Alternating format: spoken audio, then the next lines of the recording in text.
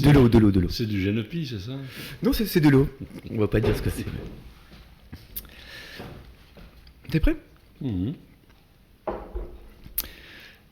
Bonjour à toutes et à tous et bienvenue sur KTB Radio, la radio du peuple. Donc chaque jeudi à 18h, nous vous proposons l'émission L'heure des assos, où nous recevons différentes associations, des collectifs ou encore des troupes, pour qu'ils vous fassent partager leurs idées, leurs activités et leurs projets. Alors dans l'émission d'aujourd'hui, nous recevons sur notre plateau Max Villepontou, président de la compagnie de théâtre Chaud de Vent, située à Aspremont, dans les Hautes-Alpes. Bonjour Max. Bonjour Romain. Merci d'être parmi nous et d'avoir accepté cette invitation.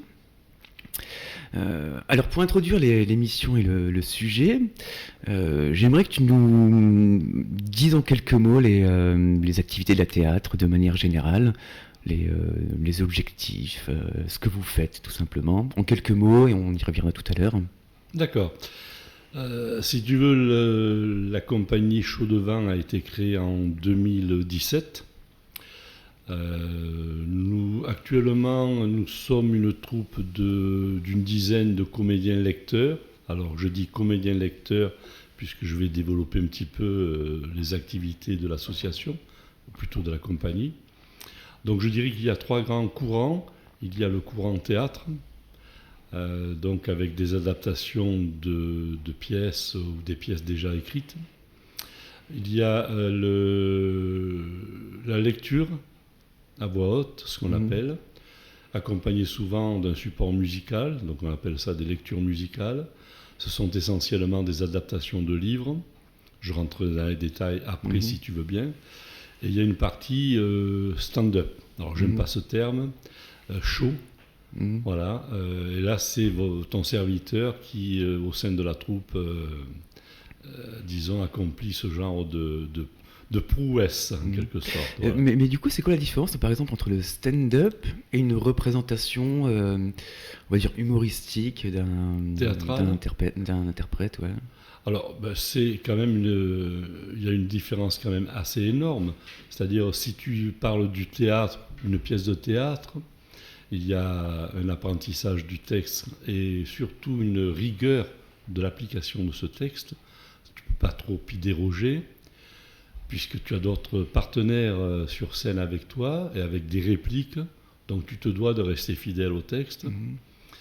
Alors que dans le stand-up, tu as des textes qui ont été écrits par un autre ou par toi-même. En l'occurrence, c'est moi qui écris mes textes.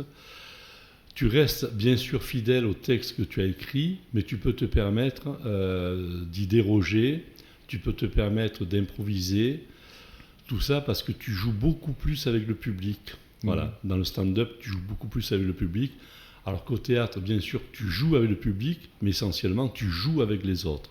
C'est la grande différence. Voilà. Et quand tu parles de jouer, qu'est-ce que tu entends par là ?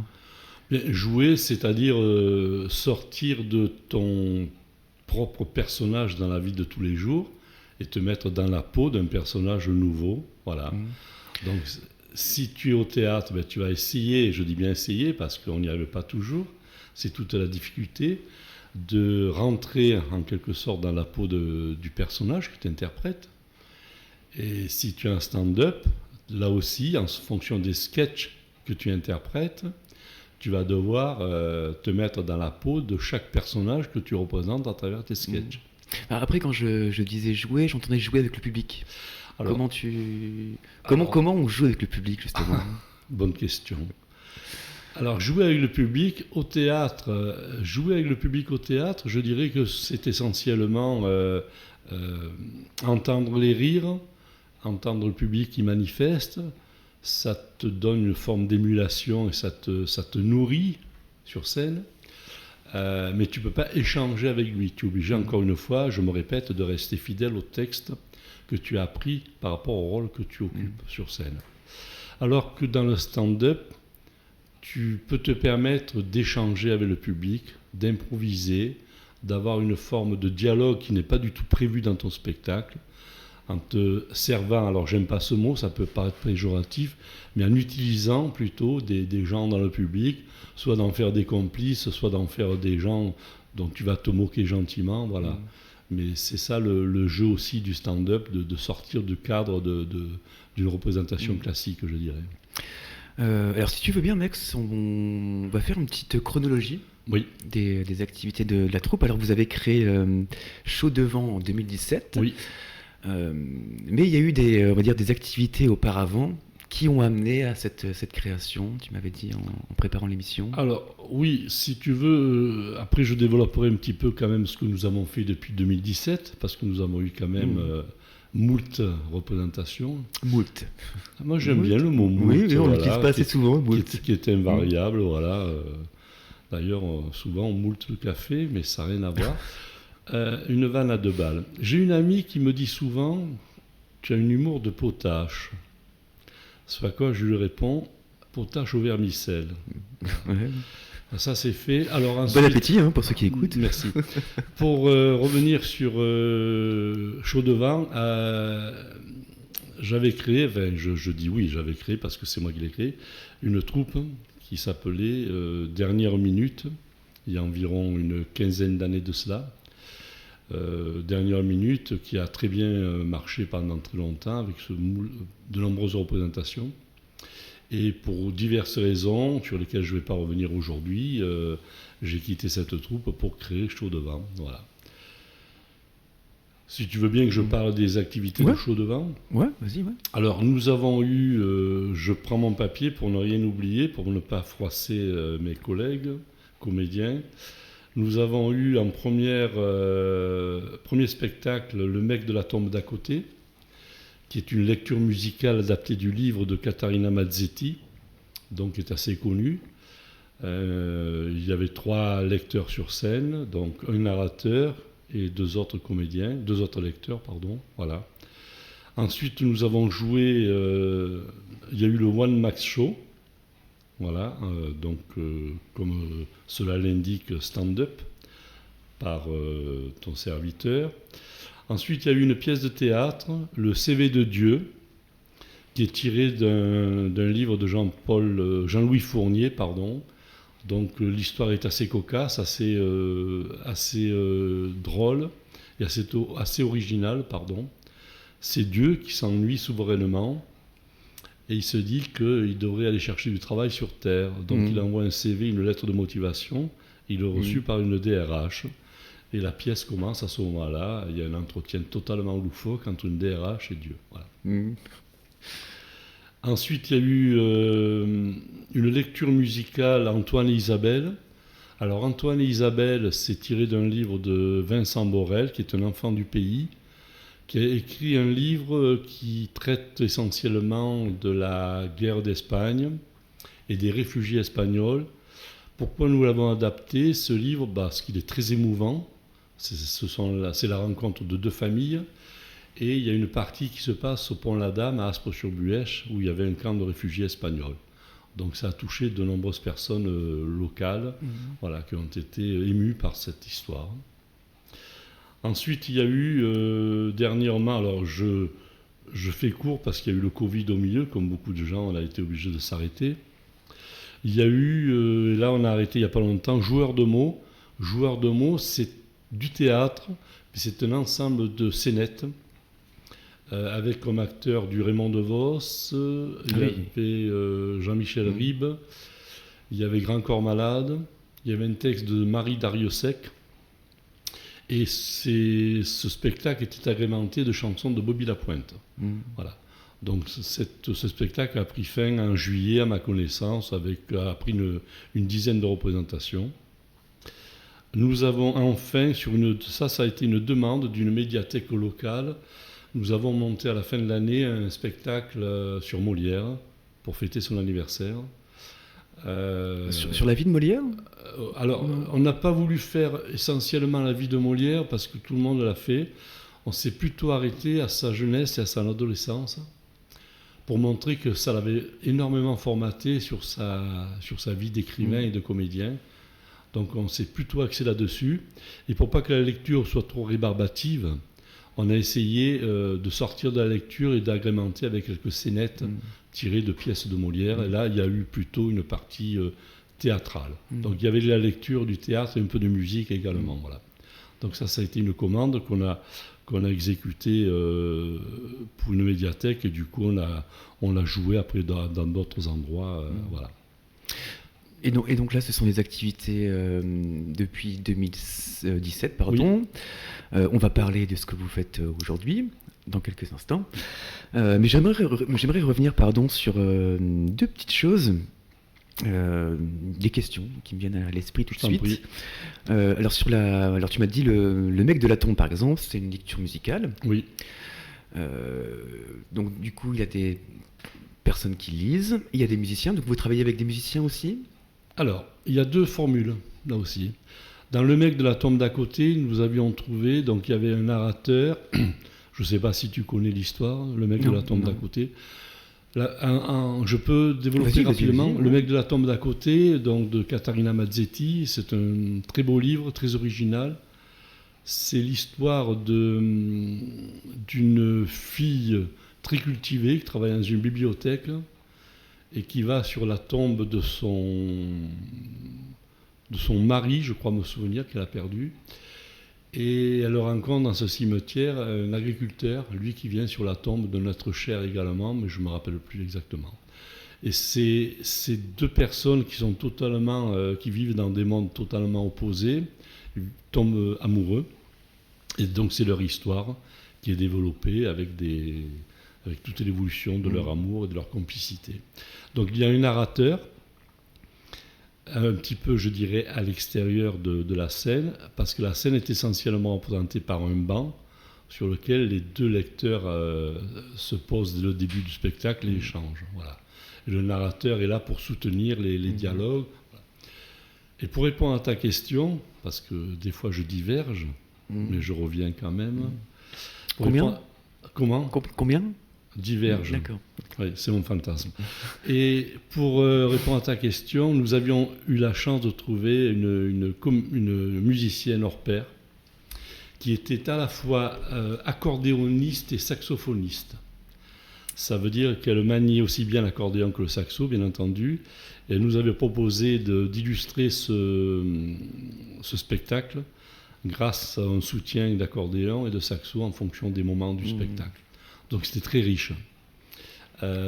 Ensuite, on a eu pour Antoine et Isabelle, on a eu également un musicien qui avait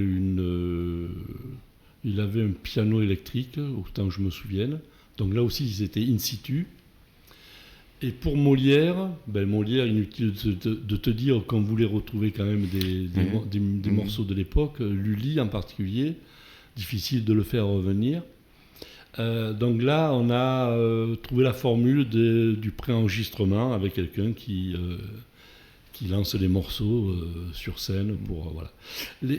Si tu veux, dans les lectures musicales, ça permet des respirations pour les lecteurs. Ça permet des respirations pour le public, parce qu'une lecture sans musique pourrait être un petit peu rébarbative pour tout le monde. Donc il faut un peu une ambiance aussi particulière. Voilà. Je ne sais pas si j'ai répondu à ta question. Si, tout à fait. Et la deuxième question que je voulais te poser, donc voilà, tu as fait un One Max Show. Oui. Et je voulais aborder...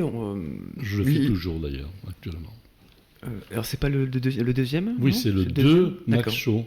D'accord. Parce qu'on voulait marquer tout Max Show, mais tout Max Show, ça s'apparente à 2 Max Show et voilà. Ah oui, c'est vrai, j'avais pas fait attention, c'est vrai. Ouais. Donc voilà, c'est des jeux de mots vraiment... Et je voulais aborder justement l'écriture, parce que c'est toi qui écris. Tu écris seul ? Oui. Alors tu t'inspires de la vie quotidienne Je vais te faire une réponse un peu bateau, hein. Je dirais que là je ne vais pas me distinguer des autres humoristes auxquels je ne me compare pas, bien sûr. Je n'ai pas leur talent, mais je me nourris essentiellement de ce qui se passe dans la société. Ça représente 50% de mes sketchs, et le reste ce sont des expériences personnelles qui peuvent être au départ des expériences douloureuses, mal vécu dans le moment, mais que j'ai souhaité transformer d'une façon humoristique. Voilà. En particulier, j'ai un sketch qui s'appelle L'Opération.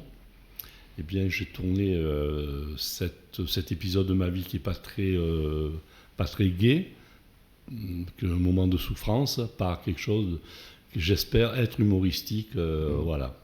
Mais est-ce que c'est pas difficile justement de passer de l'écriture à l'interprétation de ce texte, de ce que tu as écrit? C'est ce passage-là. Il doit y avoir du travail.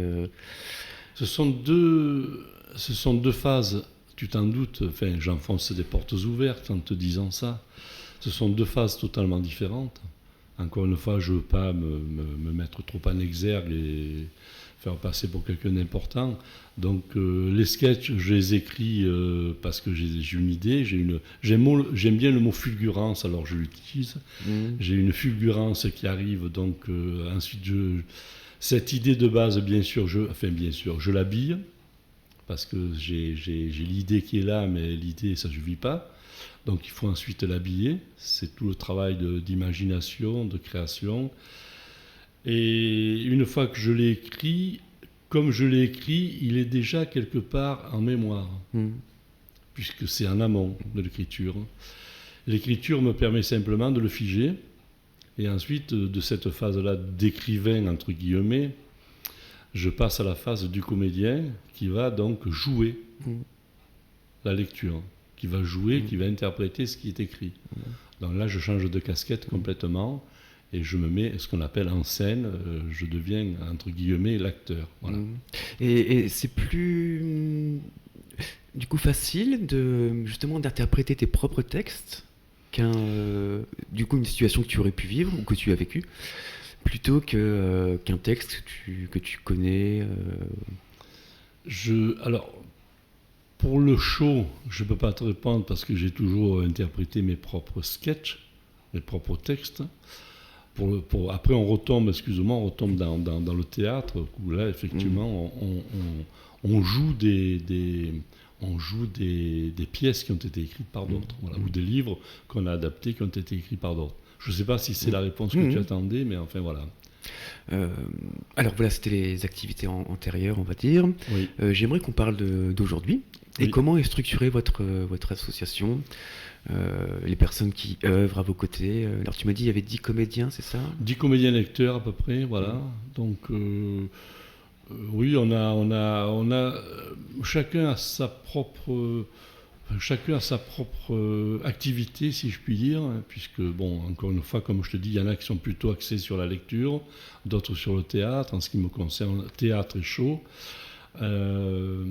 Donc actuellement, nous avons 2 spectacles. Donc j'ai remis le couvert sur le show en écrivant d'autres sketchs. Et Dieu sait si l'activité récente et actuelle nous permet de se nourrir. Et puis il y a une lecture musicale qui a commencé, qui s'appelle L'Affaire de Boulogne. L'Affaire de Boulogne est un livre qui a été écrit par Anne-Marie Garagnon et Jacqueline Zinetti, qui est en fait une histoire vraie, qui est un drame, un meurtre qui s'est passé dans les années 30 à Boulogne. Et c'est un petit peu comme l'affaire Violette Mézières ou les sœurs, je ne me rappelle plus leur nom, qui avaient défrayé la chronique. Donc ce livre a été adapté par la troupe en termes de lecture. Donc la première représentation a eu lieu samedi dernier à Aspremont, et maintenant c'est lancé, il va y avoir une tournée. Ça paraît prétentieux, il va y avoir d'autres représentations dans la région. Voilà. Donc, et là, excuse-moi, il y a donc 3 lecteurs sur scène et une autre personne qui s'occupe de la musique. Et là, la musique, c'est pareil. On peut donner les noms? Oui, bien sûr. Donc, il y a Anne-Marie Garagnon, qui est une des écrivaines du livre, qui a souhaité également passer à la lecture. Et pour elle, c'est un scoop, c'est une nouveauté. Il y a sa belle-sœur, Michel Garagnon, donc, qui fait partie de la troupe également. Il y a Bernard Coupa, qui a la casquette de trésorier au sein de l'association également. Et il y a Anne Charvet, qui fait partie bien sûr de l'association, qui fait essentiellement de la lecture, et qui pour ce spectacle a souhaité se consacrer essentiellement à la musique. Donc c'est elle qui a la lourde tâche de répartir les morceaux de musique pour agrémenter la lecture. Voilà. Et vous êtes tous bénévoles dans l'association? Bien sûr, Ouais. bien sûr. Ah oui. Mhm. C'est que du bénévolat. Ouais. Ouais. Amateur et bénévole. Et, Et tu vas me demander de quoi on vit. bah non, non, après, je suppose que vous avez un travail à côté. Et du coup, c'est une passion qui vous Le anime. travail, tu sais, comme je dis souvent, le travail, malheureusement, à part une personne, tous les autres, nous sommes des retraités. Alors pourquoi malheureusement? Parce que là aussi, j'enfonce des portes ouvertes. Je ne suis pas le seul pour échanger avec d'autres assos. Malheureusement, dans notre société actuelle, c'est un constat. Hein. Les associations sont très vieillissantes en termes d'âge. Et c'est vrai que, quelle que soit l'association, c'est difficile de trouver ce que j'appelle du sang neuf. Voilà. C'est pas faute au cours des représentations, d'échanger avec des gens qui viennent nous voir, oh là là, le théâtre, qu'est-ce que ça me plaît. Et alors, ils emploient beaucoup le conditionnel, qu'est-ce que ça me plairait de faire du théâtre. Alors, moi, je réagis tout de suite en disant, mais pourquoi Et derrière, les arguments qui sont tout à fait recevables, c'est j'ai pas le temps, je suis timide, je ne pourrais pas prendre la parole en public. Voilà. Donc les gens, à juste titre, c'est tout à fait légitime, se bardent d'interdits. Tout ça pour dire qu'on a des difficultés à recruter, j'aime pas le mot, mais à faire venir du sang neuf. Voilà. Et les dernières personnes qui sont venues, qui sont Michel Garagnon et Anne-Marie Garagnon, sont des personnes retraitées. Donc on a quand même des gens qui sont pratiquement tous à la retraite. Voilà. C'est ce qu'on disait un petit hors antenne tout à l'heure, et ce qui peut rejoindre aussi les difficultés qu'ont les personnes à venir, c'est se mettre en scène, être devant, interpréter des textes devant des gens. Du coup, il y a cette peur de regard de l'autre aussi.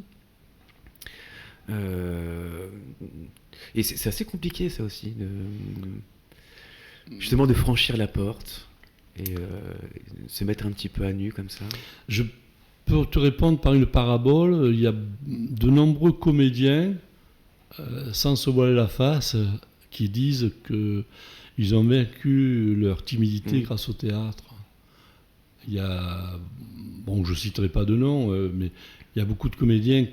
Il y en a certains qui avaient déjà cette aura, cette facilité de prendre la parole, cette envie de flatter leur ego peut-être en se mettant en scène, et d'autres qui étaient hyper timides et qui le disent, qui revendiquent cela en disant c'est grâce à... Voilà.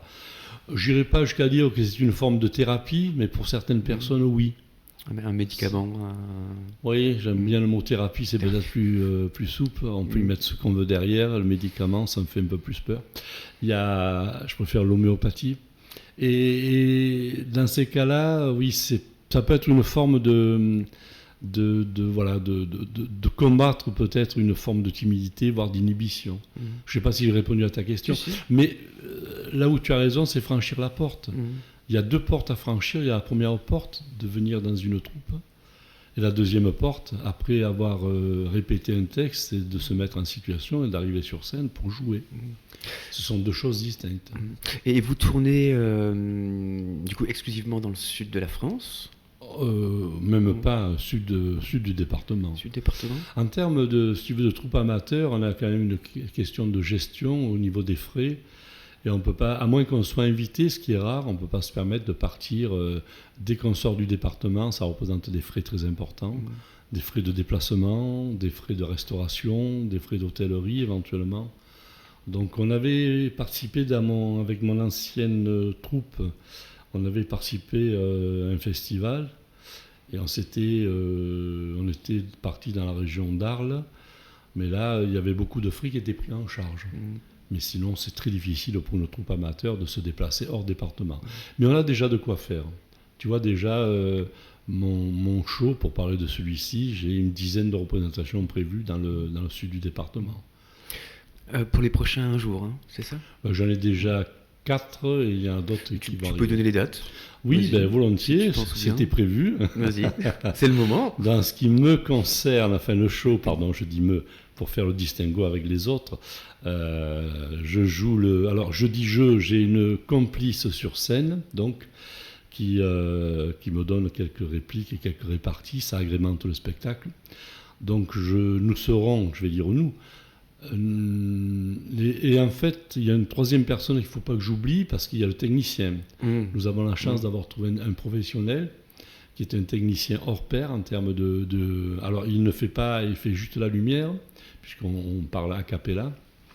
Et donc, nous sommes 3 sur ce spectacle, donc 2 sur scène et le technicien. Et le technicien, tu peux le nommer aussi? Oui, Jacques Suchel. Bonjour Jacques. Voilà. Peut-être qu'il nous entendra. D'ores et déjà, donc le 10 novembre à Pellotier, à 18h30. Je répète, peut-être. Vas-y. À être là. Vas-y. Pellotier, salle des fêtes, le 10 novembre à 18h30. Participation libre, donc au chapeau, ça veut dire, voilà. Et le 11, le lendemain, le 11 à Aiguillon. Alors, plus particulièrement, à Lagran, à la Maison pour tous, également à 18h30, à participation libre. Voilà. Et il y en a d'autres dans les prochains jours? Alors, en ce qui nous concerne, nous aurons ensuite le 13 janvier à Ventavon. Et en avril, j'ai la chance d'avoir été invité pour un festival à Saint-Didier, un festival de théâtre. Donc, nous sommes déjà Chaud de Vent, c'est déjà produit à Saint-Didier. Nous avons de très bonnes relations avec une association qui s'appelle la Croisée des Drailles, qui est une association locale qui est portée sur la culture, et ils nous ont invité à un festival au mois d'avril, le 19 avril, voilà. Et ça, c'est pour mon show. En ce qui concerne la lecture, les prochaines lectures se font le 2 décembre à Lagran également, à 15h30, donc l'affaire de Boulogne, et le 8 décembre à La Forie, et là j'ignore l'heure, ça n'a pas été encore fixé, voilà. Et d'autres qui viendront après, voilà. Alors si tu veux bien, on va faire une petite coupure pour une petite annonce, et on revient dans quelques instants avec Max. Tous les derniers mardis du mois à 20h, Contre-Culture Vue du Buèche s'invite dans votre salon. Installez-vous confortablement et venez agiter vos neurones en compagnie de Scott Holmquist et de ses invités. C'est tous les derniers mardis du mois à 20h et c'est sur KTB Radio. Et nous sommes toujours dans l'émission L'heure des Assos avec pour invité Max Villepontou, président de la compagnie de théâtre Chaud de Vent située à Aspremont dans les Hautes-Alpes. Alors Max, j'ai une question un peu, alors on va dire un peu légère. J'aime bien la légèreté. La légèreté. Est-ce qu'il y a une anecdote qui te vient à l'esprit comme ça concernant une pièce ou une représentation qui peut être drôle ou moins drôle, on ne sait pas. La première qui te vient à l'esprit comme ça. J'en ai moult. Moult. Tu vois, ça fait 2 fois que je le ressors. Comique de répétition. Oui, si tu... J'en ai 2 qui me viennent en tête. En particulier, donc, sur la même pièce qui s'appelait, dans mon ancienne troupe, le Cochon d'Inde, une pièce une pièce adaptée de la pièce de Sébastien Thierry, une pièce très drôle, qui est l'histoire interprétée au théâtre par Patrick Chenet. C'était l'histoire d'un agent immobilier qui rentre dans sa banque. La banque a été rachetée par des hindous, et il considère qu'il a trop d'argent, donc il le séquestre. Donc c'est complètement absurde et cocasse, avec des situations qui sont très rocambolesques et ubuesques. Et sur cette deux petites anecdotes sur cette pièce, je me souviens d'une fois où j'avais un tract terrible, parce que le tract, on l'a toujours, il faut l'avoir. Je ne suis pas comme Jacques Brel qui vomissait avant chaque spectacle, mais je ne te cache pas que quelquefois c'est dur. Et là, j'avais une émotion que je n'arrivais pas du tout à régler, à juguler. Je rentre sur scène et j'avais quelques mots à dire à mon banquier qui est assis derrière son comptoir. Et je sentais qu'effectivement, au niveau de l'élocution, ça n'allait pas. Ma gorge était de plus en plus asséchée. Donc j'arrête, je le regarde et je lui dis, dans votre banque, il fait une chaleur pas possible, est-ce que vous auriez un peu d'eau? Voilà. Donc j'ai utilisé ce subterfuge pour continuer à jouer. Il m'a sorti une bouteille d'eau, il a compris qu'il y avait quelque chose qui se passait. Et l'autre anecdote, toujours sur la même pièce, pareil, j'étais je jouais, et j'ai eu un trou. Le trou, ça arrive à n'importe qui, n'importe quand. C'est évidemment que c'est le pire ce que redoute le plus entre guillemets le comédien, quoi. Et j'ai eu un trou terrible. Je regarde ma partenaire, elle comprend que ça va pas. Le seul échappatoire qui me reste, alors que ce n'était pas du tout prévu, c'est que je me dis il faut que je sorte de scène. Donc il y avait la sortie de la banque, la porte de sortie de banque, je vais vers la sortie. C'était la seule façon de m'en sortir, je me répète, excuse-moi. Et là, j'entends ma collègue qui me dit « Mais au fait, monsieur machin, vous ne deviez pas me dire que... » Voilà. Donc c'est vrai que ça m'a permis de me relancer. Les initiés ont compris qu'il y avait eu quelque chose. Le public non averti s'est rendu compte de rien. Voilà. Je ne sais pas si j'ai répondu à ta question. Vas-y, pardon. Non, mais c'est bon. Voilà. Alors j'ai envie qu'on fasse un petit jeu. Ah là, je crains le pire. En principe, c'est moi qui fais les jeux avec le public sur scène. Hein. Là, tu changes de... Du coup, j'ai envie de jouer avec toi. C'est pas un jeu. Qu'est-ce qu'on gagne Des sourires. C'est bien ça. D'accord. Non, en fait, non, c'est pas un jeu, c'est une mise en situation. J'ai vos contacts et je m'intéresse au théâtre. Voilà, je passe la porte de chez vous. Casting.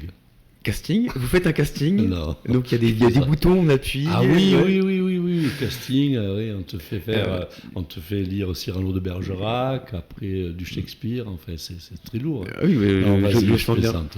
Et justement, pour une personne qui n'a jamais fait de théâtre et qui serait intéressée, je pense que c'est intéressant aussi de poser cette question. Quels sont les premiers travaux que vous faites? C'est plus de la lecture, du mouvement avec le corps? Alors, je suis assez néophyte en la matière. J'ai fait quelques formations, mais nous ne pouvons pas nous permettre de dire que nous formons les gens. Nous n'avons pas du tout la compétence à cela. Il faut laisser ça à des vrais formateurs de théâtre. Moi, je suis incapable de former quelqu'un. Ce que je peux te dire, je prends l'exemple d'une dernière collègue qui est rentrée au théâtre, que je suis allé chercher, il n'y a pas d'autre mot. Mais je peux la citer, hein, puisqu'elle fait partie de la troupe, c'est Michel Garagnon, que j'avais apprécié en termes d'amis, en tant qu'amie, parce que j'avais vu en elle, déjà au niveau de sa voix, une voix qui portait, comme on dit, une prise de parole en public était assez facile. Je sais pas, il y avait quelque chose qui se dégageait de Michel qui me faisait dire tout modestement, peut-être c'est quelqu'un qui préfère du théâtre. Voilà. Et je l'ai sollicité pour joueur de mots. Alors joueur de mots, c'est assez soft puisque c'est un ensemble de scénettes. C'est pas comme une pièce entière où tu apprends un texte qui est très long. Donc elle a accepté après avoir mûrement réfléchi. Évidemment, elle a totalement rempli son rôle.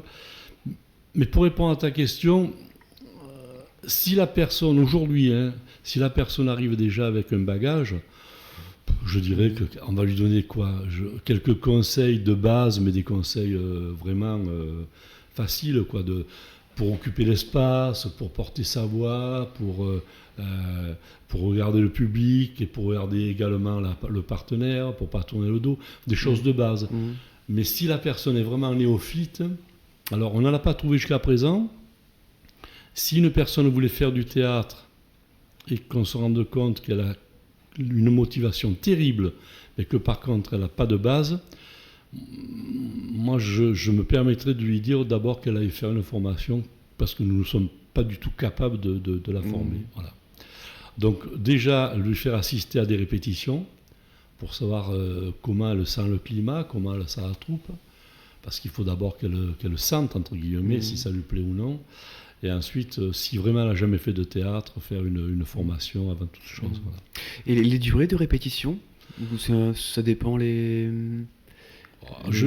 textes Alors, sur une lecture, comme c'est une lecture, comme son nom l'indique, il n'y a pas trop de répétition, puisqu'il n'y a pas trop de mise en scène. Par contre, sur une pièce de théâtre, en règle générale, je dirais qu'il faut entre 8 mois et 1 an avant de jouer. Alors attention, quand je dis ça, ça veut dire à raison d'une répétition par semaine. Là aussi, tu permets que je parle du découpage ? Du découpage. Mais si tu veux, si tu montes une pièce de théâtre, il y a plusieurs étapes. Enfin, il y a un découpage. Bah vas-y. Déjà, la première, c'est que chacun apprenne son texte. Ça me paraît basique et ça me paraît banal, ce que je te dis, mais c'est la priorité. C'est-à-dire, il n'est pas question qu'on se réunisse. Chacun va apprendre son texte. C'est la partie la plus dure, la plus ingrate. Mais il y a une règle d'or au théâtre, tant que tu ne connais pas ton texte, tu ne joues pas. Tu ne peux pas te permettre de commencer à occuper l'espace et à commencer à donner la réplique à ton partenaire si tu ne connais pas ton texte. Donc l'apprentissage du texte. Alors, on ne va pas apprendre tout. On va se fixer des étapes, soit des scènes, soit des tableaux, peu importe, soit on s'arrête par rapport aux pages. On va se fixer, par exemple, 20 pages et on va les apprendre chacun dans son coin. Et là, chacun a sa méthode. Il y en a, ils vont écrire pour apprendre. Il y en a qui vont répéter inlassablement. Il y en a qui vont le faire en marchant. Il y en a qui vont le faire en se servant du collègue ou du conjoint, etc. C'est suivant les personnes, du coup. Voilà. Chacun a sa méthode. Si on s'est fixé une vingtaine de pages ou un premier tableau, on va se retrouver une première fois. Et alors, la deuxième étape, c'est de faire une italienne. Tu connais le terme ? Non. Une italienne, c'est lire ton texte, mais avec les autres. D'accord. Voilà. Donc on le lit. Une mise en situation, entre guillemets. On ne joue toujours pas. On peut mettre un peu d'intonation pour commencer un peu à jouer le rôle, mais on ne joue pas. On est assis, là, on fait une italienne. Si l'italienne est réussie, et si la maîtrise du texte est parfaite, on peut commencer la mise en scène pour ce premier tableau ou ces premières pages qu'on a apprises par cœur. Voilà. Donc là, il va y avoir des balbutiements, il va y avoir des erreurs, il va y avoir des blocages, il va y avoir des absences, c'est pas grave, c'est le jeu de la répétition. Voilà. Et quand ce premier tableau est acquis, ou ces premières pages sont acquises, on va attaquer la deuxième partie. D'où ce découpage d'une pièce sur plusieurs semaines, plusieurs mois. Voilà. Parce que nous sommes bien sûr retraités, mais nous avons aussi des gens qui n'habitent pas tout ça à Aspremont. Nous avons aussi à côté des activités. Et on ne peut pas se permettre. Les professionnels répètent tous les jours, hein, donc ils gagnent beaucoup de temps sur nous. Nous, c'est, je te dis, entre 8 mois et 1 an avant de jouer. Voilà. Et il faut vraiment... et les dernières répétitions, c'est la pièce en entier, et inlassablement, qu'on répète, jusqu'à ce qu'on fixe la date de la première représentation. Je peux terminer ? Il y a deux écoles. Alors, il y a une école qui n'est pas la mienne, qui est l'école de se dire on jouera quand on est prêt. Alors, c'est pas méchant ce que je vais te dire, mais ça peut être une façon aussi de jamais s'engager, de reculer l'échéance. Et il y a l'école, alors qui est beaucoup plus drastique, qui est la mienne, elle vaut ce qu'elle vaut. C'est quand nous pensons que nous sommes prêts, pratiquement, j'aime bien le pratiquement, je commence alors c'est moi en tant que président qui ai la lourde tâche d'engager les négociations avec les différentes communes et les différentes salles où on va jouer. Donc je commence à aborder le planning pour avoir des dates de représentation. Et là, c'est vrai qu'à partir du moment où on a une répétition en septembre et que j'annonce qu'on va jouer en novembre, évidemment, là, nous avons une épée de Damoclès au-dessus de la tête et nous avons une échéance à respecter. Voilà. Ça, c'est mon école. Ouais, mais justement, le pratiquement... en tout cas, moi, personnellement, depuis qu'on se contacte, me laisse penser qu'il pourrait y avoir une part aussi d'improvisation dans les échanges ou de plus de spontanéité aussi. Le mot pratiquement que tu as utilisé. Alors, encore une fois, sur une pièce de théâtre, non, hein, je répète. Sur une pièce de théâtre, il n'y a pas de Je ne sais pas si ta question c'est lié au théâtre. Non, c'était plus lié à ce que au stand-up. Stand-up, je t'ai déjà répondu, oui. Le stand-up, encore une fois, c'est totalement différent du théâtre. Hein. Il y a un respect du texte, mais il y a une grande part d'improvisation. Donc, si tu veux, le public, c'est un complice. Le public, c'est un complice. Tu joues avec lui. Je répète, je t'ai déjà dit, au théâtre, tu joues avec les autres et aussi avec le public. Le stand-up, tu joues avec le public. Enfin, pour moi, c'est ma notion, c'est ma façon de voir les choses. Donc,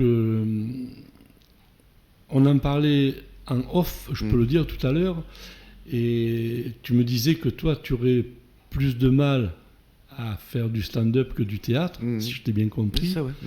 Moi, c'est le contraire. Je suis plus à l'aise en stand-up qu'au théâtre. Voilà. Parce que je te dis, il y a une rigueur au théâtre que tu dois respecter vis-à-vis du texte et vis-à-vis de tes partenaires. Tu ne peux pas te tromper sur une réplique. Une réplique, elle a un début, elle a une fin. Le début est important et la fin est essentielle. Tu as 2-3 mots sur ta réplique qui vont permettre à l'autre de savoir que c'est à lui.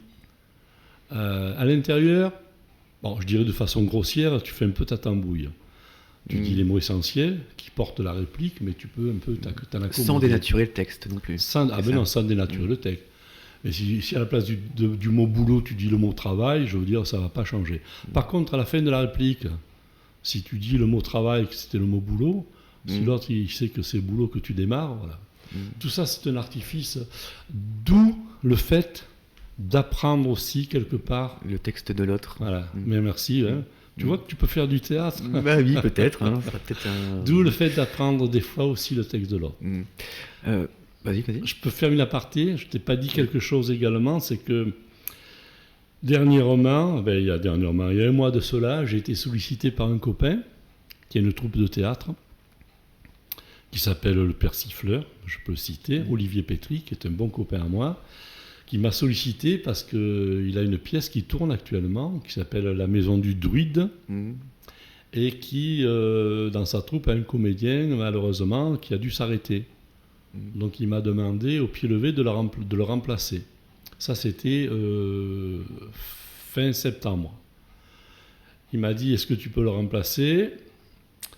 Le rôle, c'est un savant fou. Bon, j'ai dit oui, ça peut me convenir. C'est tout à fait moi. Voilà, savant non, fou oui. Mais il m'a pas dit tout de suite le plus important. Il m'a dit la prochaine date, c'est le 24 novembre. Donc si tu veux, en 2 mois, je suis obligé d'apprendre un texte et de jouer, puisqu'il faut que je sois prêt.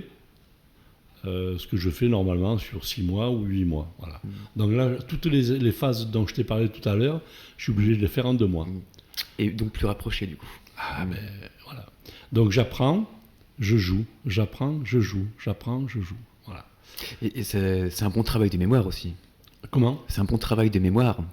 Justement, apprendre le texte. Et tu sais, à mon âge, mon petit, la mémoire. Oui. Et oui, elle s'en va. Comment tu le sais ? Comment tu t'appelles déjà ? C'est Romain. Moi, je suis Roger. C'est Romain, c'est ça ? C'est Roger. Moi, c'est Roger. Oui, je me disais aussi. Je le connais, ce garçon. Sérieusement, la mémoire, bien sûr que ça fait partie du boulot.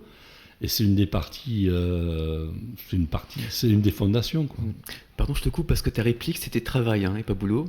Et moi, je devais reprendre sur le mot travail. Bon, c'était une blague. J'ai rien compris, mais c'est pas grave. Justement, c'est sur ce que tu m'avais dit entre la réplique entre 2 personnes, le travail et boulot. Je te dis ça parce que dernièrement, effectivement, dans cette pièce-là, où c'est pas du tout prévu, j'ai fait une première répétition du premier tableau avec les autres comédiens. Et j'avais la réplique d'une des comédiennes qui finissait sa réplique par boulot. Je t'ai pris cet exemple et c'est pas anodin. Et elle m'a dit travail. Et moi, dans ma tête, dès que c'est boulot, tu attaques. Elle m'a dit travail. Après, je lui ai dit, tu as oublié de dire au boulot, tu as dit travail. Ce sont des détails, mais des détails qui peuvent te perturber. Voilà. Dernière chose importante, c'est, si tu veux, moi j'apprends toujours, le vase, la bouteille n'est pas du tout pleine, loin de là. Et il y a deux choses sur lesquelles je travaille énormément. C'est ne pas attendre la fin de la réplique de l'autre bêtement pour attaquer la tienne, c'est-à-dire être toujours dans l'empathie, c'est-à-dire que le public sente que tu ne joues pas, mais que tu es dans un dialogue vrai, comme dans la vie, comme ce que nous faisons maintenant. J'attends pas que toi tu aies fini de te parler pour parler en me disant quand il va dire ce mot, c'est à moi. Ça, c'est la technique, mais sur scène, tu ne dois pas le faire ressentir aux gens. Ouais. Donc tu dois être toujours dans l'empathie. Donc c'est vrai que quand tu me parles sur scène, je dois t'écouter, mais vraiment t'écouter. Et la difficulté, c'est de se dire, ça va être à moi, ça va être à moi. Et toi, tu es dans ta bulle en pensant à ce que tu vas dire. Et tu en oublies totalement ce que te dit l'autre, donc tu ne l'écoutes plus, tu n'es plus que dans... Avec soi, en fait. Qu'est-ce que ça va être à moi, ça va être à moi, ça va être à moi. Et le public, ça, il le sent. Il le sent que tu le regardes. Bien sûr que tu le regardes. Mais tu ne l'écoutes pas, tu ne le vois pas. D'où l'importance de connaître le texte de l'autre aussi. Oui. Qui est une forme d'interaction et justement ce qu'exprime l'interprète. Oui. Oui, si tu connais son texte et si tu sais à quel moment tu vas pouvoir, toi, parler, et si tu maîtrises, toi, ce que tu vas dire, tu es dans le jeu vraiment d'acteur. C'est-à-dire que tu vas être avec l'autre comme ça, comme on est tous les deux. Et la deuxième chose, excuse-moi, c'est le silence. Donc le silence, qui est, pour moi, c'est quelque chose que je continue à travailler parce que ça se voit, je parle beaucoup. Tu vois, je ne respecte pas beaucoup le silence. Pour moi, le silence, je cite souvent Jean-Pierre Mariel qui disait on reconnaît le talent d'un comédien à ses silences. Et je suis assez partisan de cela. Et ça, c'est une notion que j'ai du mal encore à intégrer. J'y arrive petit à petit, pas au micro aujourd'hui, j'y arrive petit à petit, mais c'est un... Je pense... Je suis même convaincu que c'est un des éléments les plus importants au niveau du théâtre. Et j'admire les comédiens qui savent jouer avec les silences et qui te font passer à travers des silences des mots. Par leur attitude. Du coup, le regard, le corps... Le corps, le regard, les mimiques, qui expriment énormément de choses. Voilà. Ça, quand tu es arrivé à ça, chapeau l'artiste. Alors on va faire une deuxième pause pour effectuer une annonce et on revient dans quelques instants avec Max sur KTB Radio. Retrouvez-nous sur l'application KTB Radio sur Play Store pour toujours être plus proche de vous et nous écouter partout et tout le temps. Et nous sommes de retour sur KTB Radio dans l'émission L'heure des assauts, avec pour invité Max Villepontou, président de la compagnie de théâtre Chaud-Devant, située à Aspremont, dans les Hautes-Alpes. Alors Max, tu voulais rajouter quelque chose concernant le domaine financier? Financier, je ne sais pas si c'est pas le mot. Comment nous vivons? Voilà. Grâce à quoi nous tenons en termes d'association? Nous bénéficions, d'abord on ne vit pas trop des subventions, on n'en a qu'une, mais qui est importante puisque c'est la commune d'Aspremont qui chaque année nous subventionne. Nous avions une banque qui nous subventionnait, mais elle a arrêté pour des raisons que j'ignore totalement. Ensuite nous avons l'adhésion donc à la fois des comédiens mais d'autres personnes qui font partie de l'association. Donc, au cours de l'Assemblée Générale qui est prévue en début d'année, c'est l'appel des cotisations. Et ensuite, essentiellement, le reste provient bien sûr des représentations. Alors, en ce qui concerne les représentations, nous avons deux types d'entrées. Je dis le mot entrée, il est peut-être impropre ce mot, mais je n'en ai pas d'autre. Nous avons des entrées dites au chapeau, ce qu'on appelle plus communément participation libre. Ça représente à peu près 70% de nos entrées. Donc, les gens donnent une certaine somme à la fin du spectacle. Même au début, il y en a aussi, le chapeau. Et nous avons également ce que j'appelle communément des commandes. Il y a certaines communes ou des collectivités qui nous payent pour venir jouer. Ça représente à peu près 30% de nos entrées. Voilà. Donc dans ces cas-là, souvent les entrées sont gratuites puisque les gens nous payent pour jouer. Voilà. Alors, durant l'émission, on a fait une petite chronologie, on a parlé justement des activités passées, des activités présentes, Oui. et il y a un futur aussi qui arrive. Alors, tu m'as écrit en me disant que voilà, il y a des projets qui sont en route. Alors, il y a la tresse, c'est ça, une lecture musicale, Oui. et des textes de Jean-Michel Ribes. Oui. C'est ça. Tu peux nous en parler, si c'est possible ou c'est... Alors, oui et non. Non pas que je ne veux pas déflorer ce qui va se passer, mais La Tresse, c'est un livre que pratiquement tous les gens de la troupe ont lu, qui est un livre passionnant, et que certains, ceux qui s'occupent plutôt de la lecture, je dirais, ont décidé d'adapter. Donc, après l'affaire de Boulogne, parce qu'on ne peut pas mener plusieurs projets de front, après l'affaire de Boulogne, ce sera la lecture qui sera mise sur pied. Voilà, La Tresse. Très beau livre que je te conseille. D'accord. Et ensuite, nous avons dans les tuyaux, comme Jean-Michel Ribes a fait partie de Joueurs de mots, notre dernière représentation théâtrale, mais je dis bien faisait partie, nous avons décidé de consacrer une représentation entière sur Jean-Michel Ribes.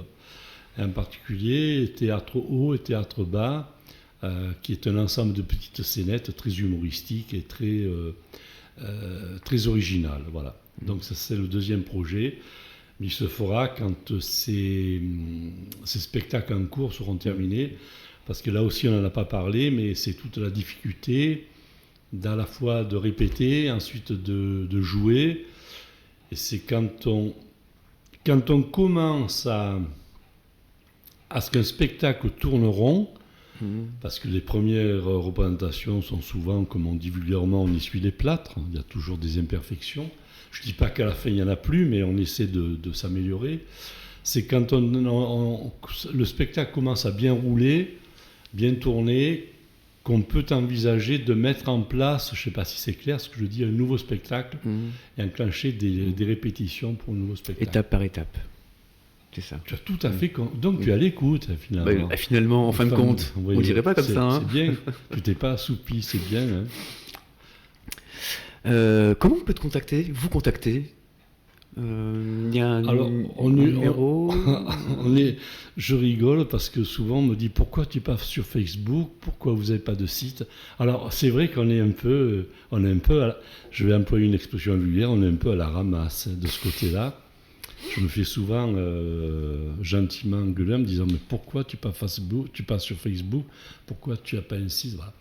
Donc on a quoi? On a un numéro de téléphone. Tu peux le donner si tu veux. C'est comme tu sens. Oui, pour le théâtre, pour le théâtre, le numéro c'est le 06 50 29 7000. 06 50 29 7000. D'ailleurs, il figure sur les flyers et sur les affiches que nous distribuons, puisque nous travaillons également entre guillemets, sur réservation. Voilà. Donc il y a ce numéro qui s'affiche. Sinon, il y a mon mail également. Tu peux le donner aussi, si tu veux. Oui. villepontoumax@orange.fr. Voilà, uniquement pour le théâtre, bien entendu. Si c'est pour vendre des assurances vie ou des instincteurs, je suis pas d'accord. C'est pas le bon endroit. Et on arrive au terme de l'émission. Alors, excuse-moi. Dis-moi. Non, mais justement, Vas-y. c'est bien que tu m'aies parlé de cela, parce que tout à l'heure, je te disais qu'on avait du mal à trouver du 109. Évidemment, s'il y a des gens, et là, entre nous, même si vous n'avez jamais fait de théâtre, mais que vous êtes hyper motivé pour en faire, venez nous voir, rencontrons-nous. On trouvera toujours des solutions pour démarrer, parce qu'on cherche du 109, j'insiste sur ce mot. On cherche des gens motivés, et même, encore une fois, si vous n'avez aucune expérience, ce n'est pas un problème. Et c'est très, je vais employer une expression un peu vulgaire, un peu triviale, c'est très jouissif quand on est sur scène. Voilà. Ah, c'est orgasmique, presque, non? C'est toi qui l'as dit, ça. Hein. Moi, je ne me serais pas permis, moi. J'ai préféré On le peut mot tous jouissif, dire ici. mais c'est assez proche, finalement. Et vous, là, du coup, je peux confirmer parce que j'ai Excusez-moi. rencontré 2 personnes, donc Michel Garagnon et toi, Oui. et vous serez accueillis avec beaucoup de sympathie, beaucoup d'humour et d'écoute aussi, c'est important, D'accord. s'écouter. Oui, c'est écouter. Ce qui, au théâtre, est très important aussi, comme je t'ai dit. Voilà, l'empathie. Mm. Ce qu'on pratique dans la vie, enfin, ce qu'on essaye, c'est pas du tout évident. Ce qu'on essaye de pratiquer dans la vie, par l'empathie et l'écoute active, je vais pas te faire un cours sur l'écoute active, mais le théâtre, c'est ça. Hein. C'est vraiment être à l'écoute de l'autre, ce qu'il nous dit, comme dans la vie. Parce que si je t'écoute pas, c'est pas la peine. Hein, tant qu'on ne change Et si on ne pas. s'écoute que soi aussi, c'est pas la peine non plus. Ben, si tu sais, toi déjà, que quand tu m'écoutes, c'est exactement comme au théâtre. Si dans les réponses que je te fais, tu écoutes mes réponses, mais si dans ta tête, tu te dis, bon, il est bien gentil, lui, mais ma prochaine question, c'est quoi? Ça fout tout en l'air. Alors peut-être que les auditeurs ne le voient pas, mais au théâtre, ça se voit. Mais du coup, au niveau de la présentation, c'est un travail aussi que j'ai appris. C'est quoi? Il y a quand même une structure et on s'adapte aussi avec l'échange.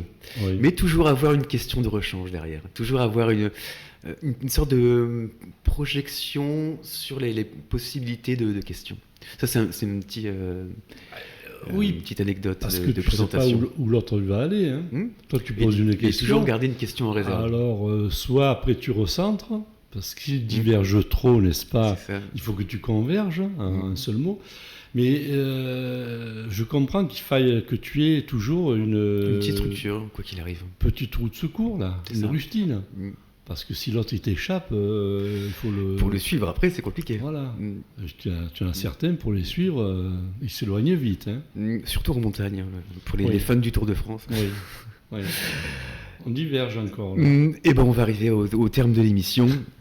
Et ben merci beaucoup Max d'avoir participé à cette émission, d'avoir partagé ta passion du théâtre. Et n'hésitez pas à contacter Max. Si vous avez une question, tout simplement, une proposition aussi, pourquoi pas, Alors, oui, une envie. oui, parce que c'est très important ce que tu dis, parce que la discussion que nous avons au sein de la troupe, c'est d'accord, quelqu'un va arriver, qu'est-ce qu'on va lui proposer? Soit il faut qu'on ait un projet, et à ce moment-là, c'est nous qui ouvrons, qui faisons une demande, en disant on a un nouveau projet, il nous faudrait quelques comédiens. Soit la personne qui vient peut très bien être porteur d'un projet. On n'est pas non plus allergique à cela. Quoi. Voilà. Et donc n'hésitez pas à écrire à Max. Absolument. Écoute, de mon côté, je te remercie pour ton écoute, ta compétence, et puis j'espère avoir répondu à tes questions. C'était parfait. Tu es venu avec le sourire, de la bonne humeur, c'est tout ce qu'on veut, en fait, finalement, en fin de compte. Merci beaucoup à toi. Merci Romain. Alors je rappelle que vous pouvez télécharger l'application KTB Radio depuis Play Store, une application gratuite pour que vous puissiez écouter toutes nos émissions en un seul clic. Vous pouvez également nous laisser des commentaires sur tous nos réseaux sociaux. Merci d'avoir été à l'écoute de ce programme. Vous venez d'écouter l'émission L'heure des assauts avec Max Villepontou de la troupe théâtrale Chaud Devant. C'était Romain, votre radiologue de KTB Radio. KTB Radio, c'est votre radio, la radio du peuple.